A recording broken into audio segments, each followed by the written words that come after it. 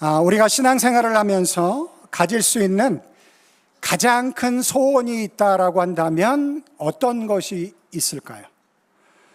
우리가 이 땅을 살아가면서 또 신앙생활을 하면서 우리가 가질 수 있는 소원들이 참 많지만 우리가 신앙생활을 하면서 가질 수 있는 가장 큰 소원 딱 하나 들라고 한다면 저는 하나님을 한번 직접 보고 싶다라는 그런 소원이 저에게 있습니다. 물론 그것이 쉬운 일이 아니지만 또 성경에서 하나님은 영이시고 또 하나님을 보는 자들은 죽게 된다라는 그런 말이 있지만, 그러나 하나님의 은혜 안에서 좀 신비스럽게 하나님의 얼굴을, 하나님의 모습을 한번 볼 수 있으면 얼마나 좋을까, 그런 간절함이 제 마음 가운데 있습니다. 아마 그것이 저의 신앙생활 가운데 굉장히 큰 도전과 힘이 되지 않을까, 이제 그런 생각을 하게 되어집니다. 물론 두려운 마음도 좀 있어요. 왜냐하면 하나님은 절대자이고 초월적인 분이신데, 완전히 거룩한 분이신데 저같이 부족한 사람이 하나님 앞에 나아간다는 것이 어렵고 힘든 일이고 두려운 일이지만, 그래도 하나님을 한번 좀 볼 수 있다라고 한다면, 제가 하나님을 보지 않아도 하나님의 계심을 믿고 그분의 구원의 역사를 제가 다 알고 있지만, 그러함에도 불구하고 하나님 한번 좀 직접 봤으면 좋겠다, 이런 소원함이 제 마음 가운데 있는 것은 사실입니다. 오늘 우리가 살펴볼 본문에 보면 우리가 하나님을 어떻게 볼 수 있는지 그 명확한 답이 오늘 본문에 담겨져 있습니다. 우리 한번 8절 말씀 다시 한번 읽어볼까요? 다 같이 시작. 마음이 청결한 자는 복이 있나니 그들이 하나님을 볼 것이며. 마음이 청결한 자는 하나님을 볼 것이다 라고 너무 명확하게 예수님께서 말씀하셨습니다. 혹시 여러분들도 하나님을 좀 직접 보고 싶은 그런 마음이 있으신가요? 그런 소원이 있으신가요? 오늘 말씀을 한번 잘 들어보시기 바랍니다. 마음이 청결한 자, 어떤 사람인가, 이걸 다루기 위해서는 먼저 마음이 무엇인가를 먼저 살펴봐야 될 것 같아요. 우리가 마음이라는 단어를 너무너무 많이 자주 사용하지만, 그러나 만약에 제가 여러분들에게 마음이 무엇인가요? 라고 물어보면 선뜻 대답하기 어려운 단어 중에 하나가 바로 마음인 것이죠. 어떤 느낌인가? 아니면 나의 어떤 일부분인가? 이런 생각이 들 수 있는 것이죠. 그런데 저는 오늘 마음을 이렇게 규정해 보려고 합니다. 우리의 생각과 감정과 의지가 자리하는 곳, 그곳이 마음인 것이죠. 우리의 생각과 감정과 의지가 함께 복합적으로 작동하는 그곳, 어디에 있는지는 잘 모르겠지만 그것이 바로 마음이라는 것이죠. 그래서 우리가 마음을 이야기할 때 단지 감정적인 영역에서만 이야기할 수가 없고, 마음이 아프다 이렇게 할 때는 마음이 감정적인 것 같지만, 그러나 그 마음 속에는 우리의 생각이 또 담겨져 있어요. 그런 의미에서 본다면 마음 속에 또 생각의 영역이 있고, 우리가 어떤 것을 마음에 결정할 때, 그렇다고 한다면 의지적인 부분도 마음 속에 담겨져 있는 것이죠. 그런 의미에서 본다고 한다면 마음 속에 우리의 생각과 감정과 의지가 담겨져 있는 것, 복합적으로 작용하는 그곳, 그곳이 마음이다라는 것이죠. 자, 제가 이제 마음을 규정해 봤어요. 우리의 생각과 감정과 의지가 복합적으로 작동하는 그 어떤 곳, 내 안에 있는. 자, 그렇다고 한다면 제가 여러분들에게 단도직입적으로 한번 오늘 말씀에 근거해서 질문을 해보겠습니다. 여러분의 마음은 청결하신가요? 우리의 생각과 우리의 감정과 우리의 의지가 청결하신가요? 마음이 그것이라고 한다면 그 마음 안에 담겨져 있는 내 생각과 내 감정과 내 의지가 여러분은 청결하신가요? 그래서 제가 이제 말씀을 전하는 거예요. 우리의 마음의 상태가 어떠한 것인가? 여러분, 우리는 무의식적으로 내가 생각하는 생각, 내가 느끼는 감정, 내가 결정한 어떤 것, 그것이 항상 옳다라고 우리는 무의식적으로 생각을 합니다. 그런데 그것이 그렇지 않을 수도 있다라는 것이에요. 그렇지 않을 수 있다라는 것이에요. 그래서 제가 세 가지로 여러분들에게 증명하려고 하는데, 여러분 혹시 내로남불이라는 말 들어보셨나요? 내로남불. 제가 예전에 처음 내로남불이라는 단어를 듣고 저는 이게 사자성어인 줄 알았어요. 제가 모르는 옛날부터 내려온 사자성어. 왜 그래? 네 글자로 돼 있고 뭐 좀 형태가 비슷하잖아요. 내로남불. 그래서 저는 사자성어인 줄 알았어요. 근데 알아보니까 그 뜻이 뭐냐면, 내가 하면 로맨스, 당신이 하면 불륜. 그래서 내로남, 남이 하면 불륜이라는 뜻이에요. 그런데 이 말씀을, 말씀이 아니죠. 좋은 것도 아닌데 사실. 이 말을 가만히 생각해 보면 이런 거예요. 우리의 판단이 얼마나 자기 편향적일 수 있는가, 우리의 판단이 얼마나 자기 중심적일 수 있는가를 이 단어는 너무 잘 보여주고 있는데, 이 말이 우리 현대 사회 가운데 너무 많이 쓰인다라는 거예요. 그러니까 그만큼 이게 쓰이지 않는다라고 한다면 적합하지 않기 때문에 안 쓰일 거예요. 그런데 너무나 많이 쓰이는 걸 보면 이런 일들이 너무 많이 일어난다라는 거예요. 어떤 일을 판단할 때 내가 결정하고 생각하고 느낄 때는 내가 맞다라고 생각을 합니다. 그런데 똑같은 일을 다른 사람이 하면 틀렸다라고 해요. 그러면 틀리거나 맞거나 둘 중에 하나인데, 그 틀림 속에 내 옳음이 담겨질 수도 있다라는 것이죠.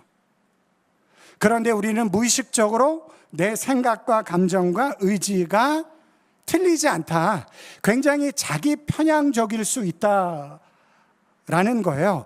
그래서 우리의 생각과 감정과 의지가 오류를 범할 수 있다, 틀릴 수 있다라는 것을 제가 여러분들에게 말씀을 드렸습니다.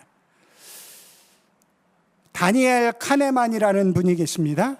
굉장히 유명한 교수인데, 이분이 생각에 관한 생각이라는 책을 쓰셨어요. 책 제목이 재밌죠? 생각에 관한 생각. 그러니까 우리의 생각이 어떤 것인지를 생각해서 쓴 책입니다.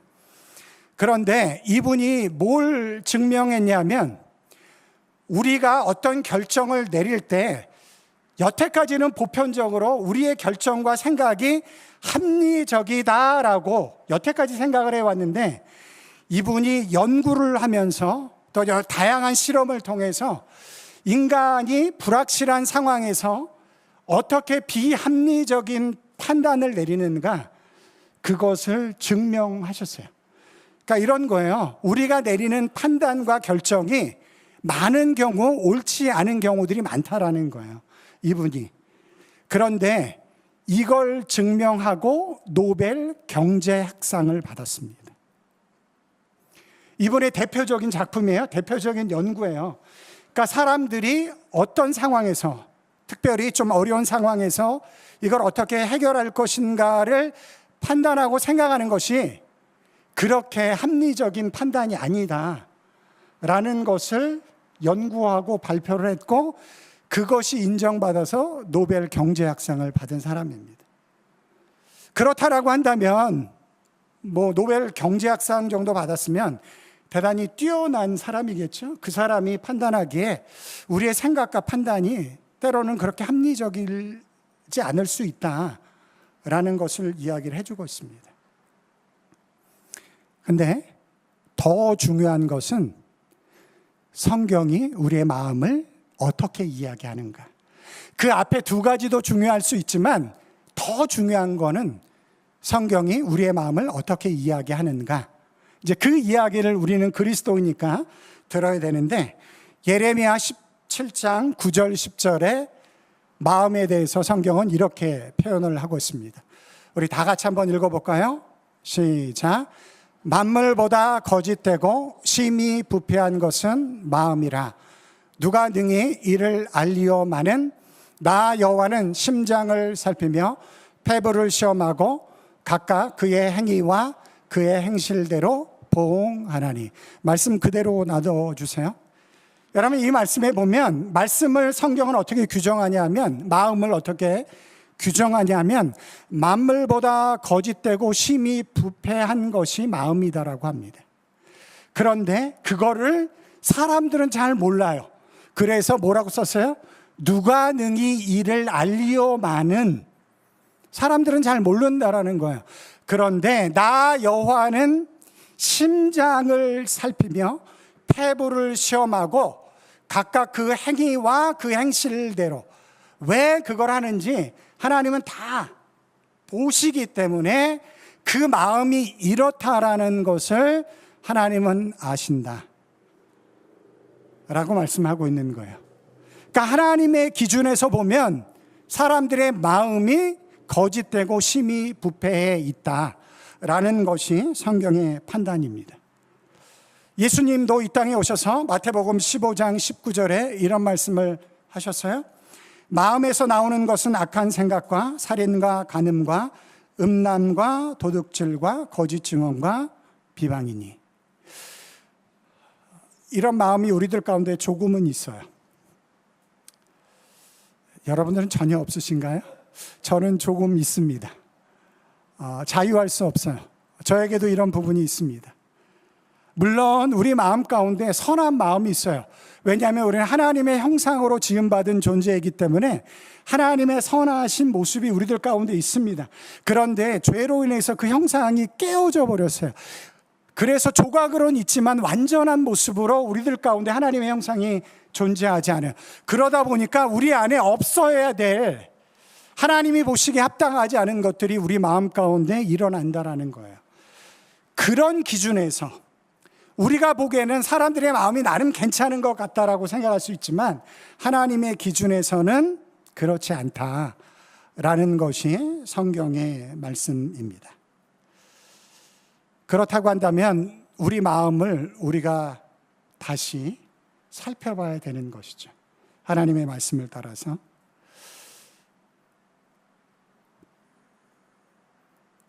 그렇다면 우리의 마음을 어떻게 청결하게 할 수 있을까? 우리가 하나님을 보고 싶은데 하나님을 보기 위해서는 마음이 청결해야 된다고 하는데 어떻게 하면 우리가 청결할 수 있을까? 저는 그 해답을 로마서 12장 2절에서 한번 찾아보려고 합니다. 로마서 12장 2절, 너무 잘 알려진 말씀인데 우리 다 같이 한번 읽어보겠습니다. 너희는 이 세대를 본받지 말고 오직 마음을 새롭게 함으로 변화를 받아 하나님의 선하시고 기뻐하시고 온전하신 뜻이 무엇인지 분별하도록 하라.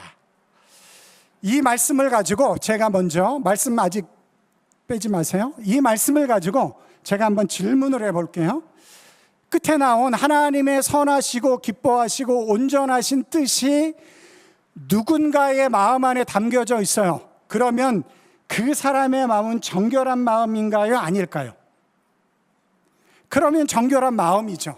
하나님의 선하시고 기뻐하시고 온전한 뜻이 그 사람 마음 안에 담겨져 있다라고 한다면 그 사람은 정결한 마음을 가진 사람일 것입니다. 그래서 청결한 마음이라는 것이 단지 윤리 도덕적인 차원만이 아니고 하나님과의 관계, 하나님의 뜻과 굉장히 긴밀하게 연결되어져 있음을 우리들 가운데 이 말씀은 보여주고 있어요. 뿐만 아니라 마음을 새롭게 함으로 변화를 받는 것이 결국은 마음을 청결하게 하는 것과 연결되어질 수 있음을 이 말씀은 우리들 가운데 보여주고 있는 것이죠. 그래서 이 말씀을 근거로 제가 어떻게 우리의 마음을 청결하게 할 수 있을까? 세 가지를 여러분들에게 함께 나누려고 하는데, 첫 번째, 우리 다 같이 한번 읽어보도록 하겠습니다. 시작. 이 세대를 본받지 말아야 합니다. 로마서 12장에 이렇게 이야기를 하고 있죠. 너희는 이 세대를 본받지 말고 오직 마음을 새롭게 함으로. 그런데 오직 마음을 새롭게 하기 위해서 전제되어져야 되는 것이 있어요. 뭐냐면 이 세대를 본받지 말라, 이 세상을 본받지 말라. 이제 그것이 전제되는 것입니다. 제가 한번 여쭤볼게요. 여러분, 이 세상, 우리가 살아가는 이 세상의 가장 중요한 가치가 뭔가요?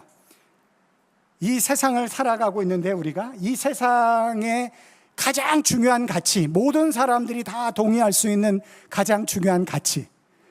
글쎄, 우리는 동의하지 않을 수 있을 수 있지만 뭘까요? 뭐 여러 가지 많이 있어요. 그러나 그 중에 하나는 뭐냐면 네가 원하는 걸 해, 네가 원하는 대로 살아. 그것이 가장 행복한 삶이야. 여러분, 이것이 이 세대가 우리에게 심어주려고 하는 굉장히 중요한 가치입니다. 우리가 보는 다 미디어, 우리가 보는 뭐 유튜브, 아니면 즐겨보는 예능 프로, 이런 것들 안에 숨겨져 있는 세상적인 가장 중요한 가치가 뭐냐면 네가 원하는 대로 살아. 그것이 가장 행복한 삶이야. 그것을 우리에게 끊임없이 미디어는 강조하고 있습니다. 제가 질문을 해볼게요. 여러분, 내가 원하는 대로 살면 행복할 수 있나요? 처음은 행복합니다. 내가 원하는 대로 살면 처음은 행복할 수 있어요. 그러나 우리의 삶이 나 혼자만 사는 게 아니잖아요. 우리는 가족에서 살고 공동체 안에서 살고 더 큰 이 세계 속에서 우리는 살아갑니다. 그런데 그 세계 속에 살아가는 모든 사람들이, 아니면 우리 가정 식구들이 다 자기가 하고 싶은 대로 하면서 살아. 행복할까요? 절대로 행복하지 않습니다. 절대로 행복하지 않아요. 여러분, 우리는 내가 원하는 대로 산다고 행복한 것이 아니에요. 착각하시면 안 됩니다. 세상은 그렇게 가르치지만 우리는 어떻게 생각해야 되냐면 하나님의 뜻대로 사는 것이 가장 행복한 것입니다. 그 믿음이 있어야 돼요. 그 믿음이 없이 우리가 어떻게 하나님을 믿고 신앙생활을 하겠습니까? 하나님의 뜻대로 사는 것이 가장 행복한 삶인 줄 믿습니다. 하나님의 뜻대로 사는 것이 쉽지 않습니다. 어렵기도 합니다. 세상을 본받아서는 안 됩니다. 그러나 그곳에 생명이 있습니다. 진리가 있습니다. 하나님의 구원의 역사가 있는 것이에요. 세상을 쫓아가면 안 돼요. 여러분, 혹시 1박 2일이라는 예능 프로 혹시 보신 적 있으신가요? 안 보시는군요. 저만 봤네요. 네. 저는 그래도 자주 봤습니다. 뭐, 이제 이렇게 사역 좀 끝나고 나서 뭔가 좀 이렇게 웃고 싶을 때 예전에 보기도 했습니다. 그런데 제가 1박 2일을 보면서 그냥 웃게 해서 좋긴 한데 항상 볼 때마다 걸리는 것이 있어요. 그게 뭐냐면 거기에 참여하는 사람들이 뭐 뽑기 같은 거에서 이렇게 벌칙이 있잖아요. 그런데 벌칙이 뭐예요? 까나리 액젓 뭐 이런 거 먹는 거예요. 여러분, 까나리 액젓 한번 먹어보셨나요? 저는 먹어봤습니다. 1박 2일에 동참한 게 아니고 제가 한국에서 사역할 때 새벽 기도 가기 위해서 일어나서 이제 다 준비하고 물 한 잔 먹고 가야 되겠다. 냉장고 문을 열었는데 병에 보리차 같은 물이 담겨져 있더라고요. 그래서 제가 딸커서 그냥 마셨어요. 와, 죽는 줄 알았습니다. 숨이 안 쉬어지더라고요. 그래서 빨리 가서 이제 뱉고 입을 몇 번을 씻었는지 몰라요. 그런데 아무리 씻어도 하루 종일 그 진짜 냄새는 아닌 것 같은데 그 맛이 입에서 떠나지가 않는 거예요. 하루 종일. 그렇습니다. 그런데 그 벌칙으로 까나리 액젓을 누군가는 먹게 되잖아요. 그런데 걸리지 않은 남은 사람들이 뭐라고 하는지 아세요? 너무너무 좋아하면서 나만 아니면 돼. 너무너무 좋아하면서 나만 안 걸리면 돼. 근데 저는 그게 좀 걸리더라고요.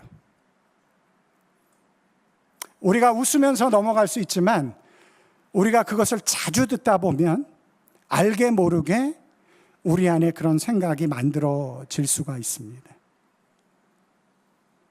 여러분, 유튜브를 만들거나 광고를 만드는 사람이 그냥 만드는 게 아니에요. 사람의 심리를 어떻게 자극해서 기억나게 할까? 그런 것들을 아주 철저하게 연구해서 그런 것들을 만드는 것입니다. 그래서 이번 주 적용이 뭐냐면, 혹시 의미 없이 보는 미디어 시간이 많다라고 한다면 그 시간을 좀 줄여봅시다. 왜냐하면 알게 모르게 우리가 영향을 받기 때문에 그래요. 거기에 노출되어지면 그런 영향을 받기 때문에 그렇습니다. 이 세대를 본받으면 안 됩니다. 가장 행복한 삶은 하나님의 뜻을 쫓아 사는 삶인 줄 믿습니다. 그 믿음을 가지고 사셔야 돼요. 두 번째, 마음을 청결하게 하기 위해서는 다 같이 한번 읽어볼게요. 시작. 단순하고 순수한 삶을 추구해야 합니다. 이 말씀은 로마서에서 나오는 말씀은 아니고 토마스 아 캠피스라는 중세에 굉장히 유명한 영성가가 그리스도를 본받아라는 책을 썼습니다. 너무나 많이 읽혀진 고전인데 그 책에 이 말씀이 기록되어져 있어요. 사람은 두 날개, 단순함과 순수함으로 세상 것을 박차고 비상할 수 있습니다. 뭐 기도와 말씀 이런 게 아니고 그거는 기본적인 전제고, 그 위에 우리의 삶이 굳건하게 세워져야 될 두 가지가 필요한데 뭐냐면 단순함과 순수함으로 세상 것을 박차고 비상할 수 있습니다. 의도가 단순하고 마음이 순수해야 합니다. 단순함은 하나님을 향하고 순수함은 하나님을 이해하고 맛봅니다 라고 썼어요. 제가 화요일부터 금요일까지 교회에 와서 오전에는 주로 말씀 준비도 하고 뭐 여러 가지 교회 행정적인 일들을 하고 이제 오후에는 신방을 가거나 이제 그런 일을 합니다. 그런데 제가 토요일 날은 교회를 오지 않아요. 어떻게 보면 토요일 날 교회에 와서 주일을 준비하는 것들이 가장 중요한 시간일 것 같은데 저는 토요일 날은 가능하면 집에 있습니다. 왜냐하면 제 삶을 단순화시키려고 해요. 주일을 준비하기 위해서. 아무래도 이제 교회에 오면 또 이렇게 오가시는 분들 계시잖아요. 그러면 좋은 거지만 만나서 인사하고 이야기도 하고 나눔의 시간을 갖긴 갖지만 토요일만큼은 주일을 준비하기 위해서 단순함을 선택합니다. 저는 뉴질랜드에 와서 테아와무투라는 곳에서 뉴질랜드의 삶을 처음 시작을 했어요. 테아와무투는 해밀턴 밑에 있는 작은 타운인데 15,000명 정도 그 거주민이 사는 곳이에요. 그러니까 굉장히 좁죠. 버스도 다니지 않고 그 라운드밭이나 길에 교통 신호등도 없는 곳이에요. 그래서 저는 뉴질랜드가 다 그런지 알았어요. 그런데 오클랜드 왔더니 버스도 있고 신호등도 있더라고요. 그런 곳에서 살았습니다. 제가 머물렀던 곳이 이제 신학교 같은 학교였는데 기숙사에서 머물렀는데 그 주변에는 사람 사는 집도 없고 다 소들만 사는 농장으로 둘러싸여져 있어요. 그러니까 삶이 너무너무 단순합니다. 외형적으로 보면 너무너무 단순하고 너무너무 순수한 삶을 살았어요. 그렇게 한 8개월 정도 살다가 오클랜드를 한번 짜장면 먹기 위해서 한번 올라오게 되어졌어요. 그런데 제가 오클랜드를 올라오자마자 제 마음 가운데 가장 먼저 떠오른 것이 뭐냐면 도시는 유혹이다 라는 것이 제 마음 가운데 떠올랐어요. 도시는 유혹이다. 왜 유혹이냐면 제가 테아와무투에서 살 때 구형 핸드폰을 쓰고 있었습니다. 그런데 뭐 핸드폰을 누구와 비교할 사람도 없고 그냥 저 혼자 뭐 전화 쓰는데 별로 이상이 없었어요. 그런데 오클랜드에 와서 이제 한번 이렇게 동네들을 다녀보니까 핸드폰을 파는 가게가 굉장히 많더라고요. 그런데 너무 좋은 핸드폰들이 많이 있는 거예요. 그걸 보고 나니까 제 핸드폰에 불만이 생기기 시작을 한 거예요. 그러니까 뭐 핸드폰 사용하는 데는 전혀 지장이 없는데 다른 걸 보고 나니까, 새로운 걸 보고 나니까 불만이 생기는 거예요. 그리고 제 마음 안에 갖가지 이유가 생기는 거예요. 이제 핸드폰을 바꿀 때가 됐다. 이제 그 이유가 막 머릿속에 막 떠오르는 거예요. 생각이 나는 거예요. 그래서 이제 어떻게 하면 우리 집 사람을 설득해서, 또 그 결제가 안 나면 아무것도 못 하잖아요. 그러니까 이제 설득을 해서 어떻게 하면 핸드폰을 바꿀 수 있을까?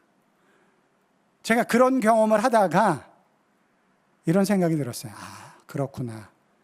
이런 것이 유혹일 수 있겠다. 단순하고, 물론 외형적인 거지만 단순하고 순수함을 살아갈 때는 느끼지 못했던 것이 우리에게 너무나 많은 선택과 너무나 많은 옵션이 주어질 때 하나에 집중하기보다 우리의 시각과 우리의 생각이 흩어지고 분산되어지는, 아니면 미혹되어지거나 넘어가는 그런 일들이 우리들 가운데 일어난다. 그래서 토마스 캠피스가 이야기한 단순함과 순수함이 이 땅을 벗어나 비상하게 하는 것이다 라는 것을 저는 깨닫게 되어졌습니다. 여러분, 부자가 되면 좋은 게 뭐죠? 여러 가지 많은 선택을 누릴 수가 있는 거예요. 왜냐하면 돈이 있으니까. 여러 가지 많은 선택을 내가 누릴 수 있는 것입니다.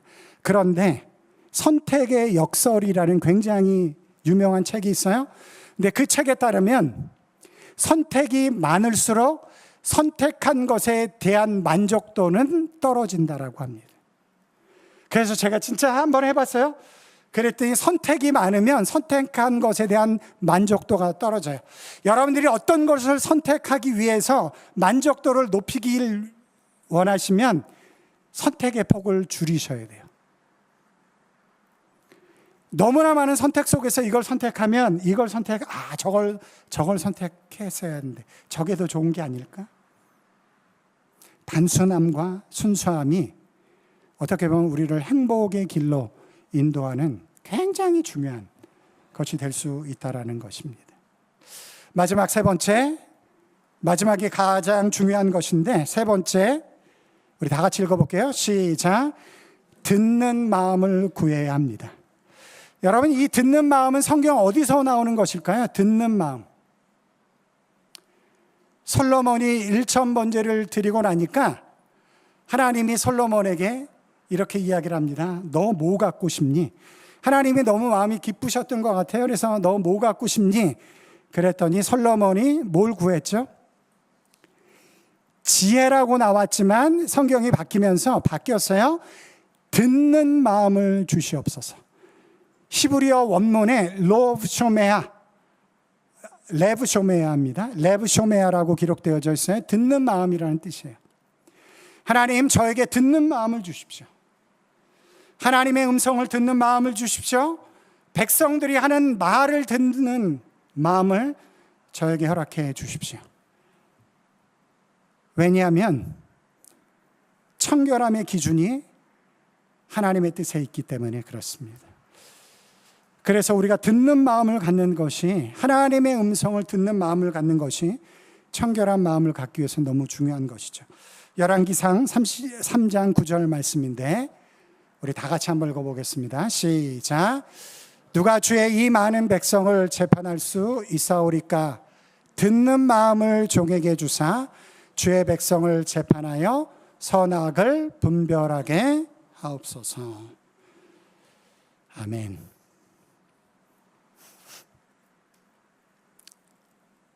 하나님을 보는 자가, 마음이 청결해서 하나님을 보는 자가 복이 있다 라고 예수님께서 말씀하셨어요. 제랄드 시처라는 목사님이 계십니다. 그분이 한순간에 자기 딸과 아내와 장모님을 교통사고로 잃게 되어졌어요. 그것도 술 취해서 운전하던 사람에 의해서. 그 목사님이 너무너무 괴로운 시간을 보냈어요. 2년 동안. 하나님, 도대체 이게 뭡니까? 내가 하나님을 믿고 섬기면서 살아왔던 이 삶이 과연 어떤 의미입니까? 그래서 2년 동안 처절하게 고통의 시간을 보냈습니다. 회의와 의심의 시간을 보냈어요. 그런데 어느 날 그분이 환상 같은 거를 한번 보게 되어졌어요. 어떤 환상을 보게 되어졌냐면 교통사고가 나는 그 현장을 자기가 보게 되어지는 그런 환상 같은 것을 보게 되어졌는데, 그 환상 속에 예수님이 그 현장에 있다라는 것을 이분이 보게 되어졌습니다. 예수님이 그 현장에 있다라고 해서 모든 문제가 해결되어질 수 없죠. 논리적으로 아무런 별 의미가 없습니다. 그런데 놀랍게도 그 예수님이 그곳에 있다라는 것을 제랄드 식처라는 목사님이 보고 나서부터 그의 마음이 회복되어지기 시작을 했어요. 그의 아픔이 줄어들기 시작을 했어요. 뭐 논리적으로 설명이 안 됩니다. 그곳에 계셔서 그 교통사고를 막아줬어야만 하죠. 그런데 그런 것이 없었음에도 불구하고 그 현장에 예수님이 있었다라는 그 사실을 본 것만으로도 그의 삶이 치유함을 받고 회복되어지고 다시 믿음의 사람으로 세워지게 하시는 놀라운 역사를 그가 경험하게 되어졌습니다. 저는 이것이 하나님을 보는 신비라고 생각을 해요. 하나님을 보는 것, 우리가 신비로운 경험일 수도 있고 말씀을 통해서도, 그리고 하나님의 일하심을 통해서도 우리는 하나님을 볼 수 있는데, 그 하나님을 볼 때 우리 안에 놀랍게 일하시는 하나님의 구원의 역사가 신비스럽게 우리들 가운데 이루어지는 줄 믿습니다. 그래서 하나님을 볼 수 있는 것, 그것이 우리에게 주어진 가장 큰 축복이 되는 것이죠. 말씀을 마치면서 고린도전서 13장 12절, 너무너무 큰 약속의 말씀이 우리들 가운데 있어요. 우리가 이 땅에서 눈으로 직접 하나님을 볼 수는 없지만, 그러나 우리가 눈으로 직접 하나님을 보는 그날이 우리들 가운데 찾아오고 있습니다. 하나님의 구원이 완성되어지는 그날이 우리들 가운데 찾아오고 있어요. 그 기쁨과 영광을 기억하면서 우리 이 말씀을 다 같이 한번 읽어보도록 하겠습니다. 시작. 우리가 지금은 거울로 보는 것 같이 희미하나 그때는 얼굴과 얼굴을 대하여 볼 것이요, 지금은 내가 부분적으로 아나 그때는 주께서 나를 아신 것 같이 내가 온전히 알리라. 저는 이 말씀이 너무너무 큰 소망을 저에게 허락해 줍니다. 같은 은혜가 여러분들 가운데 있기를 주님의 이름으로 축원합니다.